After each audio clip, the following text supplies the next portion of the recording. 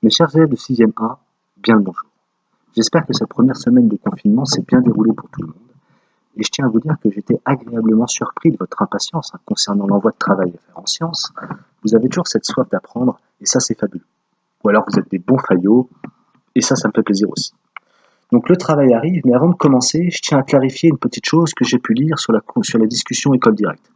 Alors oui Adèle, absolument, je préfère largement le terminal à vous. D'ailleurs, les collégiens, je ne les supporte plus, ni vous, ni les troisièmes, mais pas de problème, je compte encaisser la YouTube Monnaie très prochainement et ainsi démissionner du collège dès cet été. D'ailleurs, tu vas me rajouter un accent sur le A, un E et un S à terminal, sinon on a Manon qui va nous faire une syncope. Alors avant de vous donner les instructions concernant le travail à faire ces prochains jours, j'espère que vous avez profité de cette actualité brûlante pour vous poser cette question-là.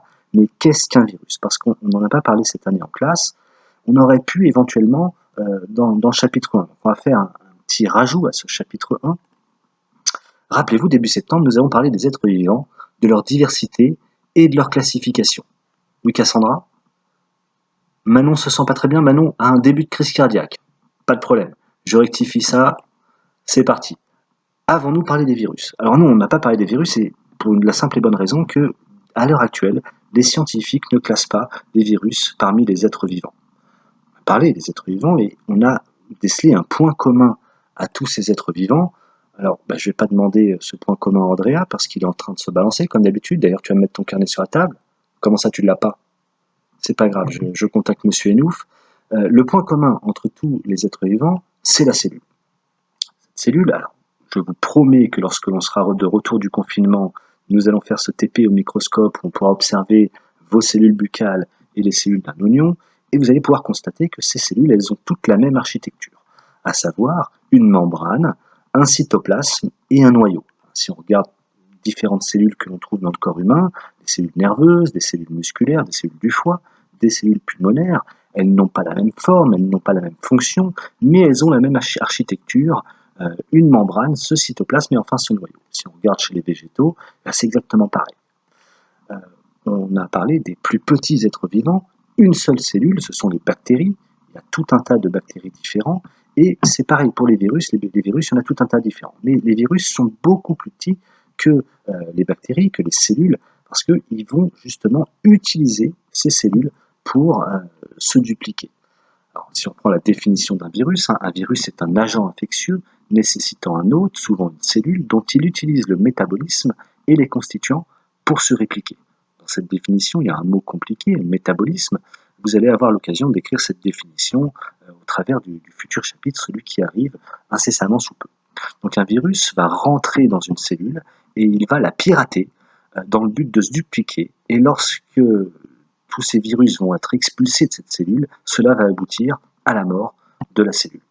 Alors des virus, comme pour les bactéries, il en existe toute une panoplie. On va regarder quelques photos. On a ici un exemple de virus responsable de la grippe. Alors celui-là, il est probable qu'on l'ait tous attrapé un jour ou l'autre.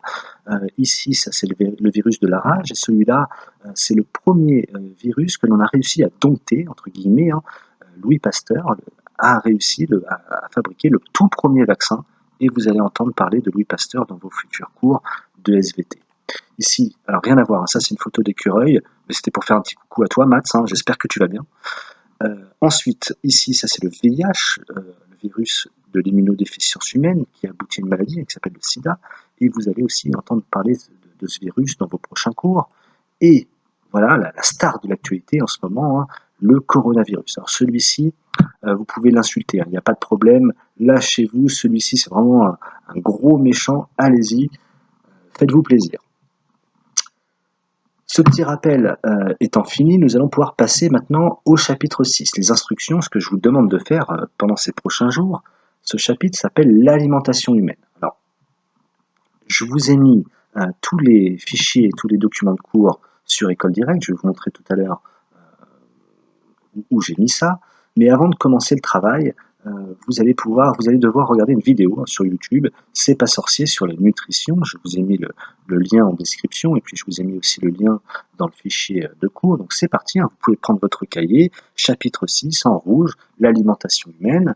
Vous allez le faire à distance ce chapitre, mais dans ce chapitre, c'est assez explicite, hein, de quoi il parle, de l'alimentation.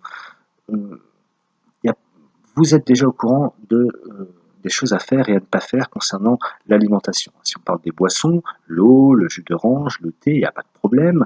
Vous êtes bien au fait de ces choses-là, même si vous ne les respectez pas. Par exemple, ça, c'est les choses que vous consommez. Dans ce chapitre, on va vous dire que ça, c'est interdit. Les sodas, c'est très mauvais pour la santé. L'alcool, on n'en parle pas, hein, interdit avant 18 ans et à consommer avec grande modération. Par contre, les fruits et les légumes, ça, pas de problème, hein. Allez-y, tant que vous voulez, il n'y a aucune restriction sur les fruits et les légumes.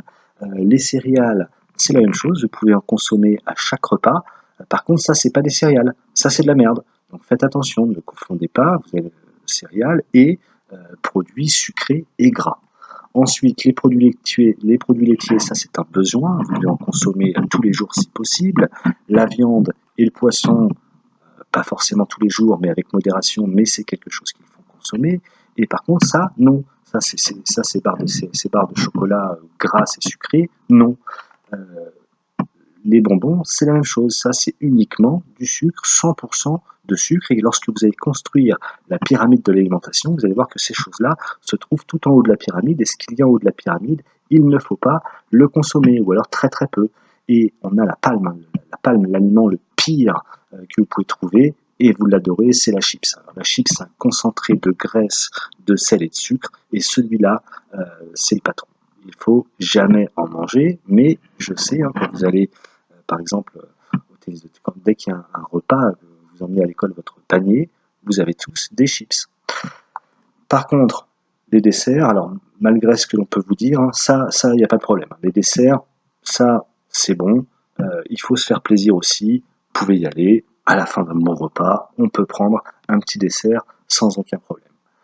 Les instructions maintenant. Donc vous allez trouver dans le cloud, dans École Directe, je vous ai mis tous les fichiers, je vous ai mis toutes les activités. Et attention, n'oubliez pas de défiler la barre ici, le fichier où il y a le cours se trouve à la fin. Ce cours, vous allez le recopier sur votre cahier. Je vous ai mis les instructions. Vous connaissez en vert la question scientifique à laquelle on va répondre, le titre du paragraphe en rouge, vous allez coller les activités, répondre aux questions. Alors si vous n'avez pas d'imprimante dans le lieu dans lequel vous êtes confiné, pas de problème, à la rentrée, je vous les imprimerai, vous laissez un petit peu de place pour coller et vous répondez quand même aux questions. Je vais vous laisser 2 semaines pour traiter ce chapitre, c'est largement suffisant, ce n'est pas une course. N'hésitez pas à vous faire aider et utilisez la discussion sur le groupe de travail. Si vous avez des questions, je passerai 1 fois par jour pour y répondre. La semaine prochaine, je vous enverrai un travail à faire sur ce chapitre qu'il faudra me renvoyer par mail. Là encore, pas de panique, vous faites ça à votre rythme. C'est pas une course non plus.